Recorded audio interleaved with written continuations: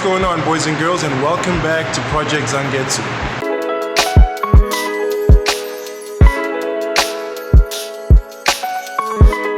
So in today's video, I'm just going to be dealing with a minor maintenance issue that's been bothering me for a while. My driver's side headlight doesn't stay on, like it's not very stable. It doesn't have a stable earth connection. So bumps in the road, switch it off and switch it on. So I think I may have come up with a solution to deal with it. Stay tuned.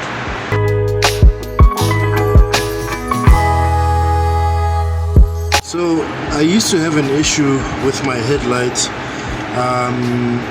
not staying stable, like not staying on.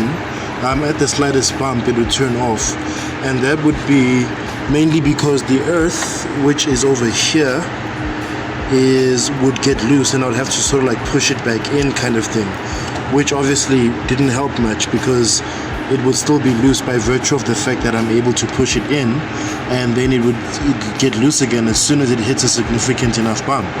Sometimes I would need to literally smack the headlights like that while it's on in order for the low beam lights to come on.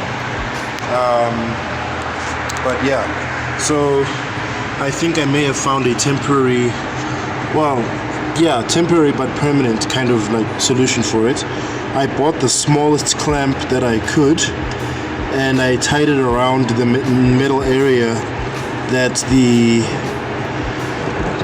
this ground plug connects to, so that when the clamp is tight around that area, with the addition of the ground plug being plugged into it inside the clamp, it would sort of like cause a very sort of like tight situation, because I even tested it earlier. It's not even easy for me to pull the ground wire out now myself using force, so I don't think it should come out on a bump. And one of the things that would sort of like be the litmus test for whether this is working or not is that whenever I would switch on my lights in the beginning of the day, because the car park is a bit dark, so in order to maneuver out, it's preferable to have headlights on. Whenever I start my car in the middle of the day, when I start, this headlight would start off by being off, and then I would need to smack it for it to switch on, which would be a useless situation anyway, because as you drive along your commute to work, it would eventually switch off anyway, and by the time you get to work, you've only got one headlight on. So the litmus test would be to test it now and switch it on and see if they both switch on without it needing to be adjusted. Well, without the earth needing to be adjusted, rather.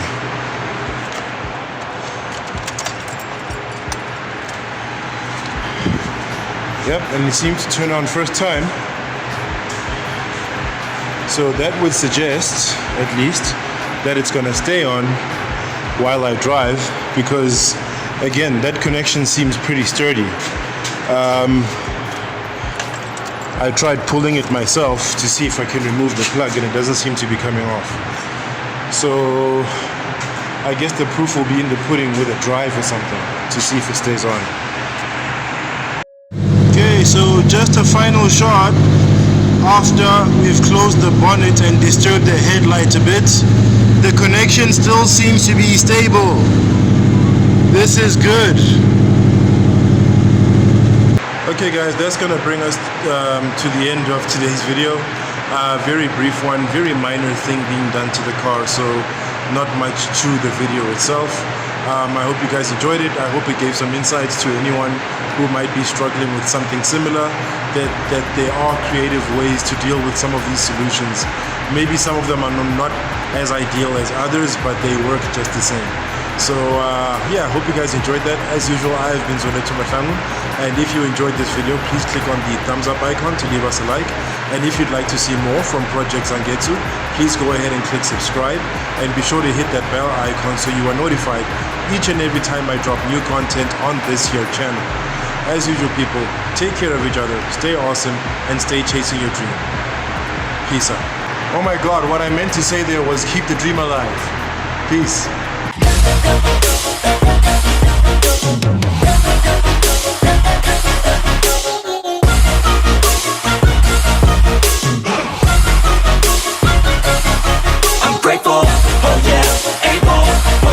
I'm stable, oh yeah, no label, oh yeah, you know me.